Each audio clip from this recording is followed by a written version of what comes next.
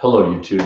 Father Benjamin Lynch here, coming at you from my office at St. Joseph's Catholic Church in Orlando.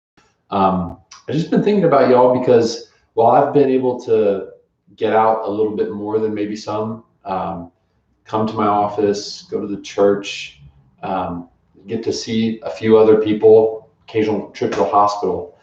My life is weird and it's changed by this whole thing, but I'm not penned up, I'm not cooped up, and I'm grateful for that. I know for some of you, you're probably going, man, I wish I could get out of here a little bit. I'm feeling a little bit too stir crazy and get some cabin fever in my house. Maybe with your kids, or maybe with your spouse, or maybe by yourself. There's all kinds of different ways that we're experiencing this.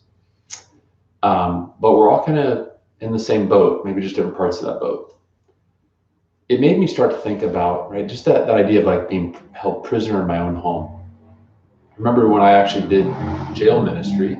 Hello, motorcycles. Goodbye, motorcycles. I found myself really intrigued by the men who were in there who were experiencing deep conversion. And one of the things that I found that worked best for them is it's just kind of the invitation to treat their time in jail like it was a monastery. The way I kind of framed it for them, and what I saw work really, really amazingly with some of these men, and saw them really growing in sanctity over the months that we were together, was that this is outside of your control. There's nothing you can do about it. You can't get yourself out of here. You can't be unconvicted. You can't change what you did or didn't do. Right? You can't really effectively change the way other people see you. What you can choose is how you want to spend your time in here, how you want to exist, what sort of mode of being you want to be in while you're in here. And I would tell them, imagine that you're a monk, right? And that this is your monastery and these are your brothers. You've got more time on your hands than you know what to do with, and that can make a person crazy too. But think of all the things that you could do with that time. All the things you could read, all the things you could learn, all the things that you have time to just think about and to ponder and to talk with other people about. All the time you have to pray and to talk to God and what He can do with that time.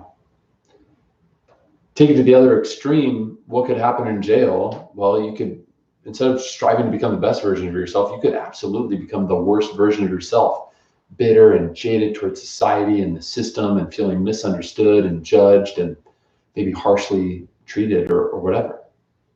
And that would be terrible. And I saw that happen too. So what I want to encourage you to do is to choose the way that you're going to live in this. You can't control this. You're going to be in your house for the foreseeable future. Make the most of it, right? What are the things that you can do? You have a choice on how you look at this. You have a choice on finding the gifts.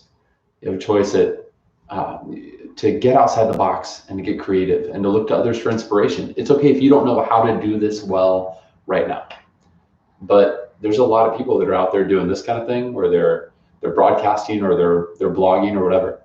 So think a little bit, pray for inspiration, talk with your friends, talk with your family members, and let's not be held prisoners in our own home. From all of us here at St. Joseph's, God bless you. May the Lord give you His peace.